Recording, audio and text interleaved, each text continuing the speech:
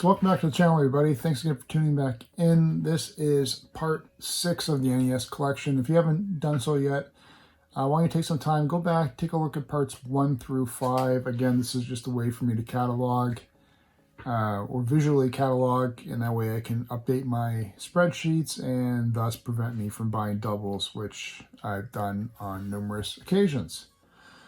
So without further ado, let's get into it. NES Collection Part 5. We're going to start off with not official game, but I do like this one. This is made by Color Dreams. They also made Captain Comic and a bunch of other ones. So I've got the game, the sleeve that it comes with, as well as the manual for this one. It's always nice. I like these different variations, kooky little cardboard things. But this is Baby Boomer. Basically, it's a light gun game. I'm not 100% sure, though, if you can only play it through light gun or if you can do like some of the shooters on the NES, whereby you can control the cursor with the D-pad. Anyway, basically one day, sorry, I don't know if you saw that. One day, Baby Boomer decides to leave his crib, and you're supposed to use your light gun to prevent him from running into disasters like, you know, snakes and stuff like that. Yeah, I don't know. I haven't tried it because I don't have a CRT that can, again, use my light gun.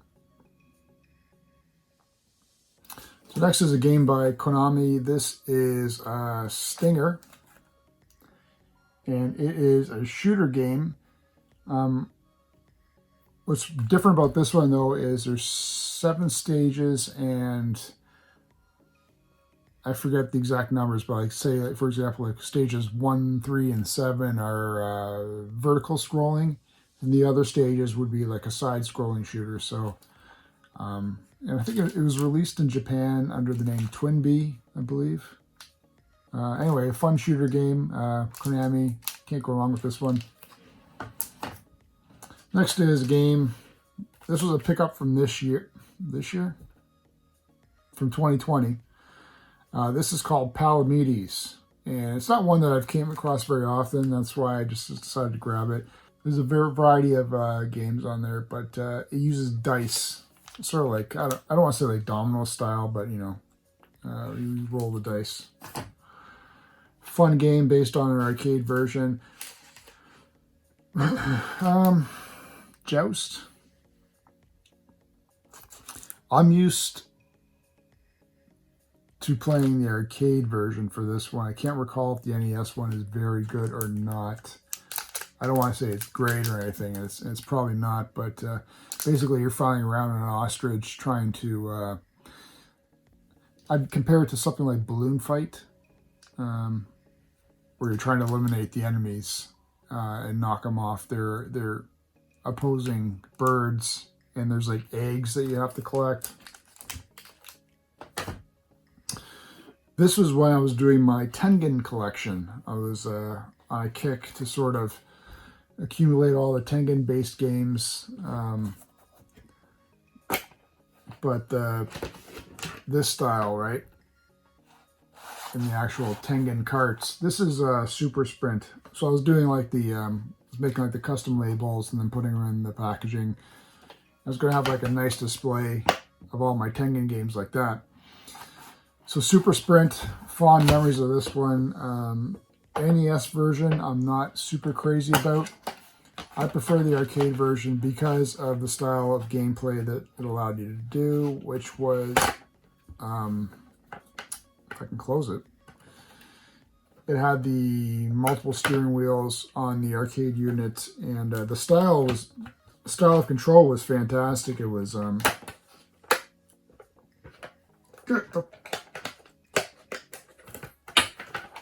don't know how I put this in there.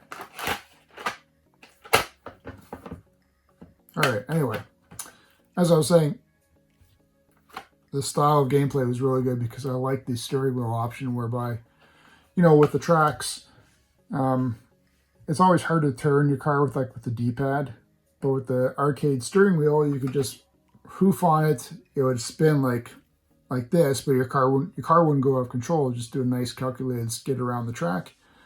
And then when you're going in the right direction that you want to, you'd grab the steering wheel, stop it from spinning, and then your car would just continue on. Fun gameplay. I gotta figure out how to put this back in. I don't know what I did, but something's messed up. I don't want to take this one out, but again, another one of the Tengen ones I was trying to collect. If I say Rolling Thunder, side-scrolling shooter. I know you're not. I always sort of called yourself like a cowboy. I don't know. Your costume is like really goofy looking, you know, red and whatnot. But you always want to get these. You're going against these guys like that. Sort of. Some of them had hoods on. I always found that was interesting. You get a certain amount of ammunition, like bullets. You can get like upgrades to your guns for certain periods of time, and you're just trying to traverse through the levels. So the whole idea was like, you know, it's pretty nice looking when you can get a nice similar style of. First off, I like the gold labels. Always reminded me of like, well, for me, I'm a Transformer collector as well, so I like the European style of gold boxes for the Transformers, so that's what it always reminded me of. But just nice, coherent covers like that across. I always thought it was going to be nice. Next up is a game from Camerica. Again, it's not a standard NES game, but this is Big Nose the Caveman.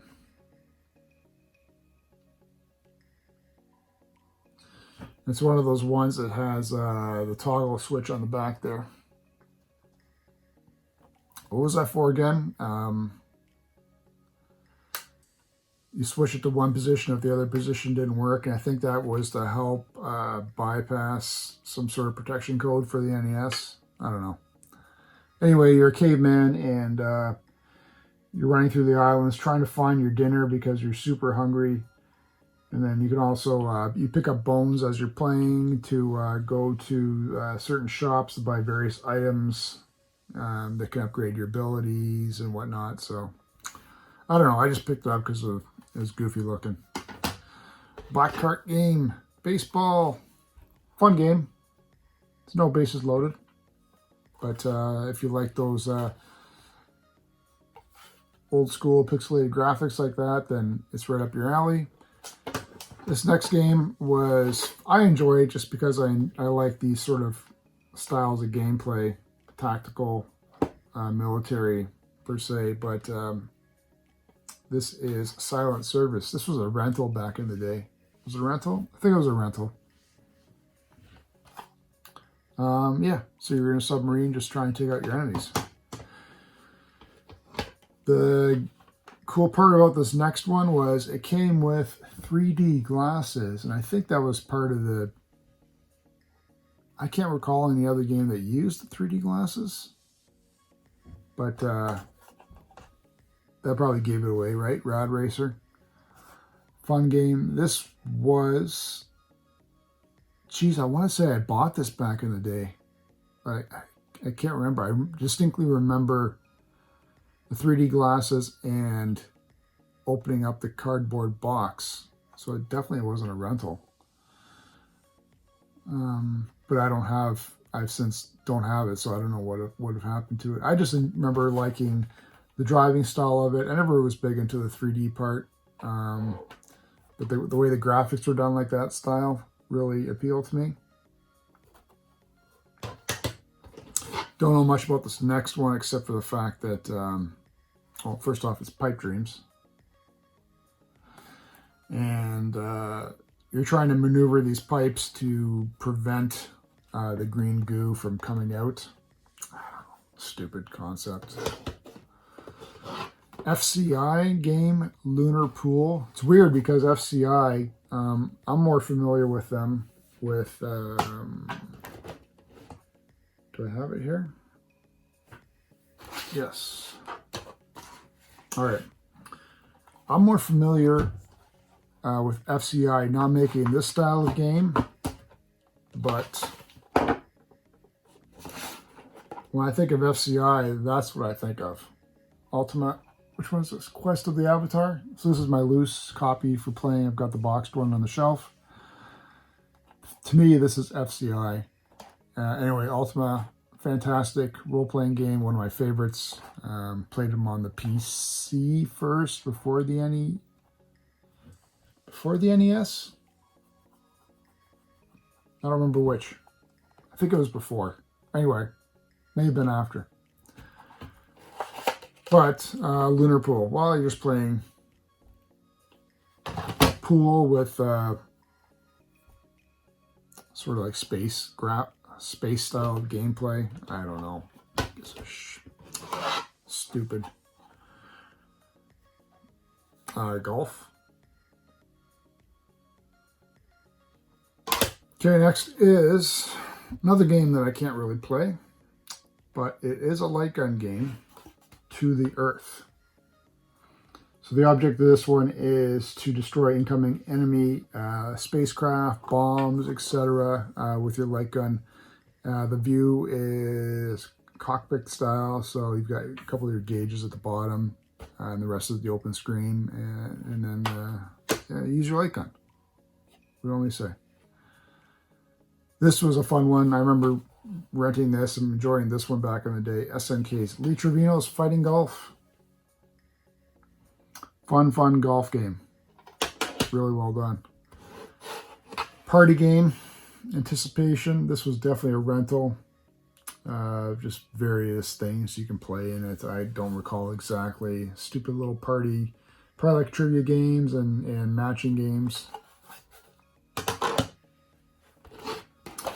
Gyromite. Obviously, you need Rob the... Well, you don't need, but the idea was this was with Rob the Robot.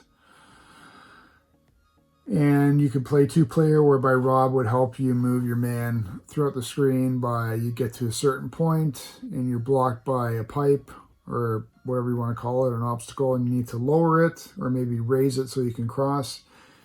You had to use the controller to tell Rob to, say, raise the tube so that you could walk across it. So then Rob would like reach over and grab something, a spinner, put it over on the thing, and then drop it on the controller pad, which would allow it to depress and then trigger that device to move. Meanwhile, in the meantime, you could just use the other controller and just press A or B and allow your character to move on. Because by the time Rob did it, you'd have enemies converging on you, and he was always super slow, so it never really worked out. Great idea. Poorly executed. Another Konami game. This was a fun one. I enjoyed this one. Jack Nicklaus Golf. Hollywood Squares. This is, I don't know what else is there to say about that. Basically, it's sort of like a trivia style of gameplay, I guess, where you've got 9 squares, and then you'd ask certain people questions, and then you'd have to try and guess the right answer based upon, you know, the answers that they gave you. Whatever. Fun one by Data East. This is Caveman Games. And it is, as the title says, you're one of... You can go against someone else, or you can play single player, and I think there's 4 events. You've got like the...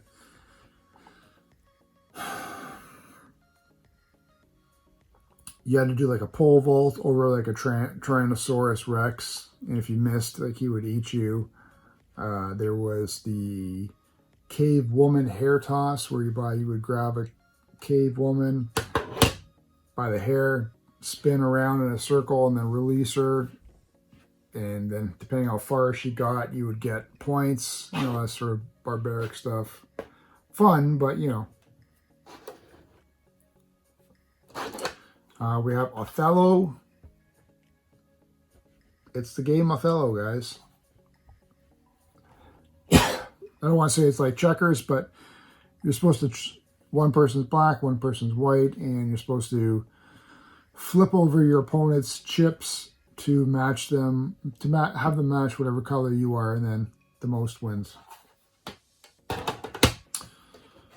Oh, another baseball one. This is Tecmo Baseball. Not as good as Tecmo Bowl football. but still a fun baseball one.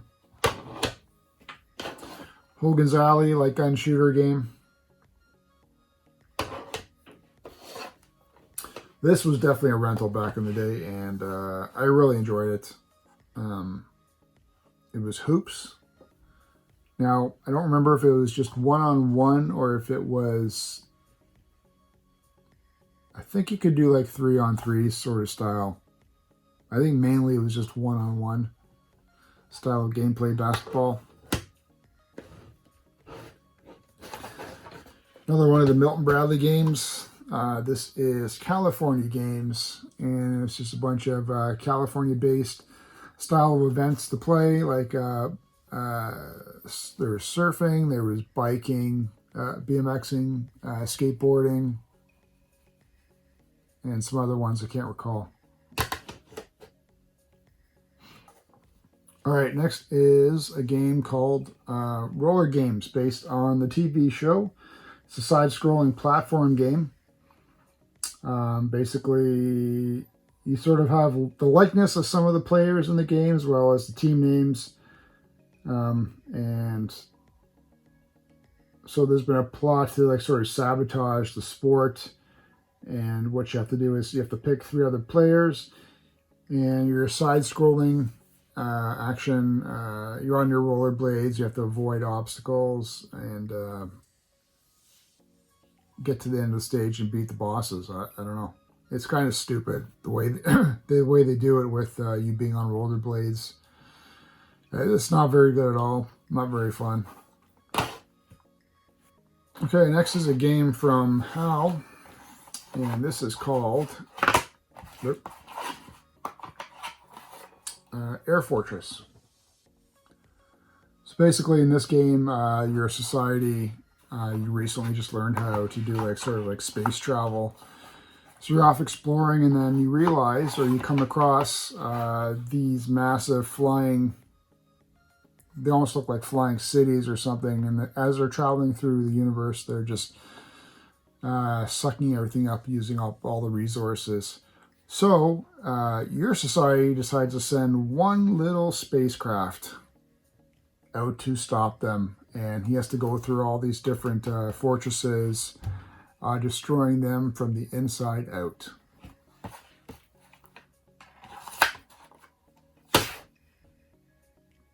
Okay, next is a game based on an arcade version, and this is actually a light gun game as well, so, you know, though I do think I recall playing this in the arcade. This is Mechanized Attack. The idea with this one, and actually on the NES version, obviously the arcade, the beauty of it was you had an Uzi as a gun. The NES, you can use the light gun, but it also allows you to use the controllers as well, which is a nice feature. Though unfortunately with the light gun, if you want to shoot off a grenade, then you need to use the second controller to do that. So it's a bit of an unfortunate thing, but it's just, you know, you're trying to infiltrate an island to get to, there's some secret on the island that you have to get to that no one has seen yet. And you have to sort of just have to work your way through there with your gun fending off enemies, dogs, and such. Next, a game based on, well, sort of based on the original, sorry, not the original, but the actual movie, which is based on the TV show. This is Mission Impossible. So in this game, you need to solve a kidnapping case, whereby this group's kidnapped a bunch of scientists. It's played from a top-down perspective, and you get to switch between 3 of the characters, I guess, as it shows on the game cart there as well. 3 characters, they each have their own sort of abilities and skill sets, and you can switch at them. You can switch to them at any point in the game, and you're trying to gather all the clues and help solve the the mystery and try and help help release the captives that were taken by the terrorists. Jeez, couldn't spit that one out. All right, next is another game by Milton Bradley, and it is Captain Skyhawk. So it's a scrolling shooter game. You're a pilot trying to repel an alien invasion. Aliens have landed on Earth and built like these 4 different bases. So it's your job to, and these bases are like sort of, as with most alien invasions, they're like draining the resources on the Earth. So you have to destroy the bases, eventually destroy the main alien base. And there's also like scientists that you need to rescue that have been kidnapped, or not kidnapped, but taken as well. So you need to recover these scientists and bring them back, but you can only do that by defeating certain aliens. Really weird game for a side shooter, but yeah, I don't know. It's fun, I guess. All right, next is a game by Capcom. This is not too bad. It's pretty enjoyable. This is Dream Master. So you're a young boy in his own dream, and you need to you can ride like a gorilla, a frog, a mole by feeding them candy. So each animal has like its own skill that helps you sort of solve that particular level, right? And it's weird. Every time I look at this cover too, it reminds me of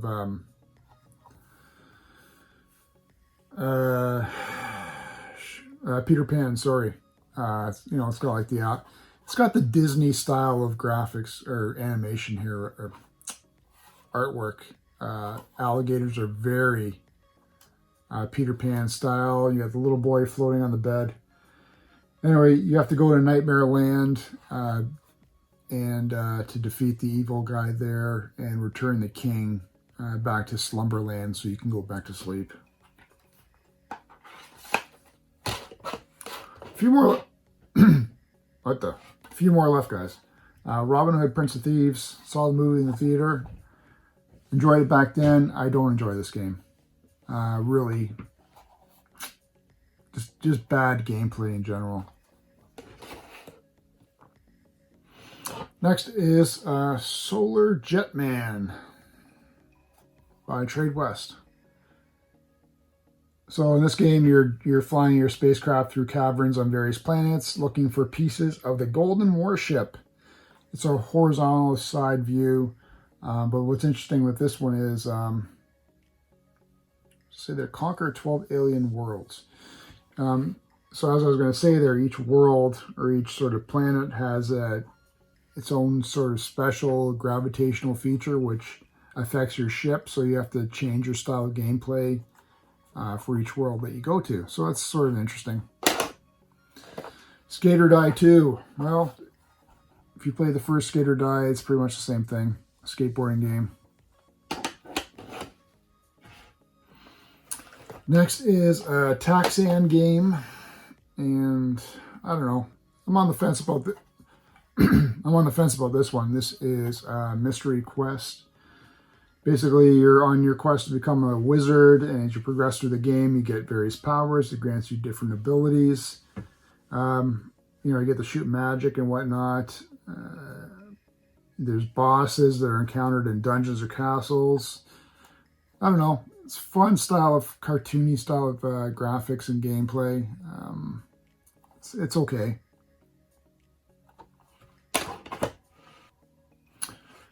Next is a game. It's always weird about this one. I never knew what to make of the actual title or the artwork on the cover here. Raid on Bungling Bay. The title alone is sort of weird, right? Bungling Bay. That's how I always say it. I think that's correct. It's a 2D shoot 'em up. Basically, you're flying a helicopter launched from an aircraft carrier. And you need to drop off. You need to destroy 6 factories scattered across the map. And just as you keep on doing that over and over, it just keeps progressing, getting harder and harder. Don't think it was a very popular one. Yeah, I never really got into that one either. All right, final two. And we've gone back to 2 Tengen games. First one is Pac-Man. I don't know what else needs to be. Oh, this one I closed easy. All right, so I'll show you the cover there. Pac-Man. What is there that needs to be said about that one? It's not bad. I enjoyed. To me, this is the style of Pac-Man that I'm used to. I thought it was pretty realistic to the arcade. I enjoyed it. You know, sometimes there's those Pac-Man games that the gameplay is just really bad. The board's not done well, or it might be a different style. It just sort of throws you off, right? And I saved the worst for last. This is Tengen's Indiana Jones and the Temple of Doom. Basically, you're obviously Indiana Jones. They try to keep it pretty close to the movie. But unfortunately with this one, damn it. You'll see on the back there, the whole idea is you have to get through 12 different levels of the game. But it's a broken game. The gameplay is just horrible. I don't know if you can see it there, but your man would be like walking on edge of a cliff, and if you got too far to the side of it, you would just literally fall off. Or sometimes there was a mining cart section, and just the gameplay was bad with that because your mining cart would always somehow fall off, or sometimes you had to jump at a certain point and it just never worked. It was just always, if you ever see gameplay footage or any people playing this game, there's nothing but complaining with it. It's just, like I said, unfortunately, a very broken game. But I still like it because of how it looks in the box art there. And that's it, guys. That was NES Collection Part 6. Thanks for tuning in. Hope you enjoyed it. Stay tuned. We'll catch you again with some more videos very, very soon.